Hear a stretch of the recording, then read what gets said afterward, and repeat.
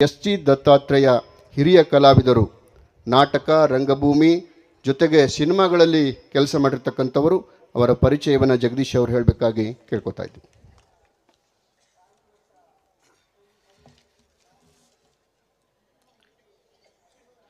ಮೋಡದಿಂದ ಸರಾಗವಾಗಿ ಜಿನುಗುವ ಹನಿಯಂತೆ, ತಣ್ಣಗೆ ಹರಿಯುವ ತೊರೆಯಂತೆ ತಮ್ಮ ಸಹಜತೆ ಮತ್ತು ಸರಳತೆಯ ಮೂಲಕ ಚಲನಚಿತ್ರರಂಗದ ಅತ್ಯಂತ ಸಹಜ ನಟ ಎಂದೇ ಜನಪ್ರಿಯರಾಗಿರುವ ಹರಿಹರ ಗುಂಡೂರಾವ್ ದತ್ತಾತ್ರೇಯ ಅಥವಾ ದತ್ತಣ್ಣ ಅವರ ಬದುಕು ಕುತೂಹಲಕರ. ತಮ್ಮನ್ನು ತಾವು ಆಕ್ಸಿಡೆಂಟಲ್ ನಟ, ಆಕ್ಸಿಡೆಂಟಲ್ ಇಂಜಿನಿಯರ್ ಎಂದೇ ಕರೆದುಕೊಳ್ಳುವ ದತ್ತಣ್ಣ ನಟನಾಗಬೇಕು ಎಂದಾಗಿಯಾಗಲಿ ಇಂಜಿನಿಯರ್ ಆಗಬೇಕು ಎಂದಾಗಿಯಾಗಲಿ ಬಯಸಿದವರೇ ಅಲ್ಲ. ಬಯಸಿದ್ದು ರಂಗಭೂಮಿ, ಬದುಕು ನಿಲ್ಲಿಸಿದ್ದು ಬೆಳ್ಳಿತೆರೆ ಮತ್ತು ಕಿರುತೆರೆಯಲ್ಲಿ. ಕಲಾವಿದರಾಗಿ, ಸೇನಾಧಿಕಾರಿಯಾಗಿ, ಇಂಜಿನಿಯರ್ ಆಗಿ, ಪ್ರಾಧ್ಯಾಪಕರಾಗಿ, ಪ್ರಾಂಶುಪಾಲರಾಗಿ, ಆಡಳಿತಗಾರರಾಗಿ ಸೇವೆ ಸಲ್ಲಿಸಿರುವ ದತ್ತಣ್ಣ ಜನಿಸಿದ್ದು ಚಿತ್ರದುರ್ಗದಲ್ಲಿ. 1958ನೇ ವಿಶಾಲ ಕರ್ನಾಟಕದ 10ನೇ ತರಗತಿಯ ವಾರ್ಷಿಕ ಪರೀಕ್ಷೆಗೆ ಹಾಜರಾದ ವಿದ್ಯಾರ್ಥಿಗಳ ಸಂಖ್ಯೆ 63,000. ಹಾಗೆ ಹಾಜರಾದ ವಿದ್ಯಾರ್ಥಿಗಳಲ್ಲಿ ದತ್ತಣ್ಣ ಕೂಡ ಒಬ್ಬರು. ಆ ವರ್ಷ ಇಡೀ ಕರ್ನಾಟಕ ರಾಜ್ಯಕ್ಕೆ 10ನೇ ತರಗತಿಯಲ್ಲಿ ಪ್ರಥಮ ರ್ಯಾಂಕ್ ಪಡೆದರು. ದ್ವಿತೀಯ PUCಯಲ್ಲಿ ರಾಜ್ಯಕ್ಕೆ 2ನೇ ರ್ಯಾಂಕ್ ಪಡೆದರು. ಆ ವರ್ಷ ಪ್ರಥಮ ಮತ್ತು ದ್ವಿತೀಯ ರ್ಯಾಂಕ್ಗಳಿಗೆ ಇದ್ದ ಅಂತರ ಕೇವಲ 1 ಅಂಕ. ಮದ್ರಾಸ್ IITಯಲ್ಲಿ ಸೀಟ್ ಸಿಕ್ಕರೂ ಸಹ ಅದನ್ನು ನಿರಾಕರಿಸಿ ಬೆಂಗಳೂರಿನ ವಿಶ್ವೇಶ್ವರಯ್ಯ ತಾಂತ್ರಿಕ ಕಾಲೇಜಿನಿಂದ ಇಂಜಿನಿಯರಿಂಗ್ ಪದವಿ, ಭಾರತೀಯ ವಿಜ್ಞಾನ ಸಂಸ್ಥೆಯಿಂದ ಸ್ನಾತಕೋತ್ತರ ಪದವಿ ಪಡೆದ ದತ್ತಣ್ಣ ಭಾರತೀಯ ವಾಯುಸೇನೆಯಲ್ಲಿ 21 ವರ್ಷಗಳ ಕಾಲ ಸೇನಾಧಿಕಾರಿಯಾಗಿ 1986ರಲ್ಲಿ ವಿಂಗ್ ಕಮಾಂಡರ್ ಆಗಿ ನಿವೃತ್ತಿ ಹೊಂದಿದರು. ನಂತರ Hindustan aeronautics limited HAL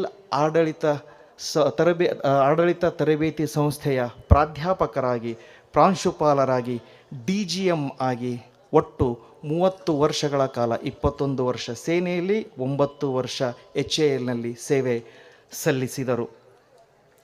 1987ರಲ್ಲಿ ತೆರೆಕಂಡ TS ರಂಗ ಅವರ ನಿರ್ದೇಶನದ 1 ಗಂಟೆಯ ಹಿಂದಿ ಚಿತ್ರ ಉದ್ಭವ್ ಮೂಲಕ ಚಲನಚಿತ್ರರಂಗ ಪ್ರವೇಶಿಸಿದರು. 1988ರಲ್ಲಿ ತೆರೆಕಂಡ TS ನಾಗಾಭರಣ ಅವರ ನಿರ್ದೇಶನದ ಆಸ್ಫೋಟ ದತ್ತಣ್ಣ ಅವರ ಪ್ರಥಮ ಕನ್ನಡ ಚಲನಚಿತ್ರ. ತಮ್ಮ ಮನೋಜ್ಞ ಅಭಿನಯಕ್ಕಾಗಿ ತಮ್ಮ ಪ್ರಥಮ ಕನ್ನಡ ಚಲನಚಿತ್ರಕ್ಕೆ ಶ್ರೇಷ್ಠ ಪೋಷಕ ನಟ ಪ್ರಶಸ್ತಿ ಪಡೆದರು. ಇಲ್ಲಿಯ ತನಕ 3 ಹಿಂದಿ ಚಲನಚಿತ್ರಗಳು ಸೇರಿದಂತೆ ಒಟ್ಟು 230 ಚಲನಚಿತ್ರಗಳಲ್ಲಿ, 40 ನಾಟಕಗಳಲ್ಲಿ, ಅಸಂಖ್ಯ ಧಾರಾವಾಹಿಗಳಲ್ಲಿ ನಟಿಸಿದ್ದಾರೆ.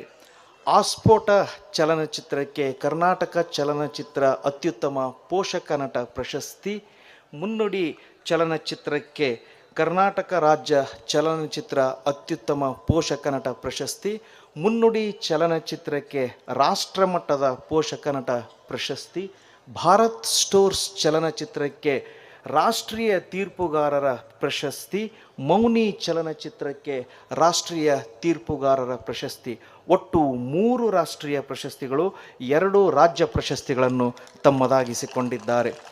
ರಾಜ್ಯೋತ್ಸವ ಪ್ರಶಸ್ತಿ ಹಾಗೂ ಫಿಜಿ ಅಂತಾರಾಷ್ಟ್ರೀಯ ಚಲನಚಿತ್ರೋತ್ಸವದ ಅತ್ಯುತ್ತಮ ನಟ ಪ್ರಶಸ್ತಿ ಕೂಡ ಸಂದಿವೆ. ಸ್ವತಂತ್ರವಾಗಿ ಬದುಕುವ ಕನಸು ಕಂಡ ದತ್ತಣ್ಣ ಮದುವೆಯಾಗಿಲ್ಲ. ತಮ್ಮ ಕಾಲದ ನಂತರ ತಮ್ಮ ದೇಹದ ವಿವಿಧ ಅಂಗಗಳನ್ನು ಅಗತ್ಯ ಇದ್ದವರಿಗೆ ದಾನ ಮಾಡಲು ನಿರ್ಧರಿಸಿದ್ದಾರೆ.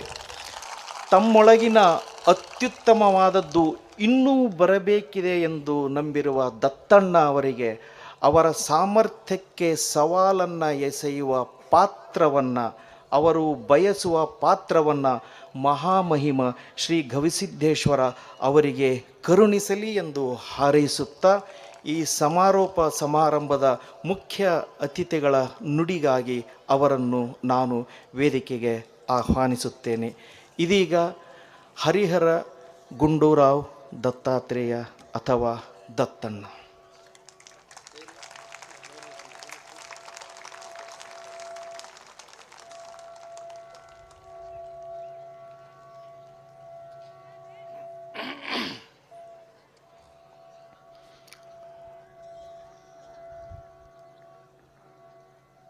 ಇಲ್ಲಿ ನೆರೆದಿರುವ ಎಲ್ಲ ಗುರುವರಿಯರಿಗೆ ನನ್ನ ಅನಂತ ನಮಸ್ಕಾರಗಳು. ಕೊಪ್ಪಳದ ಮಹಾಜನತೆಗೆ ನನ್ನ ನಮಸ್ಕಾರಗಳು.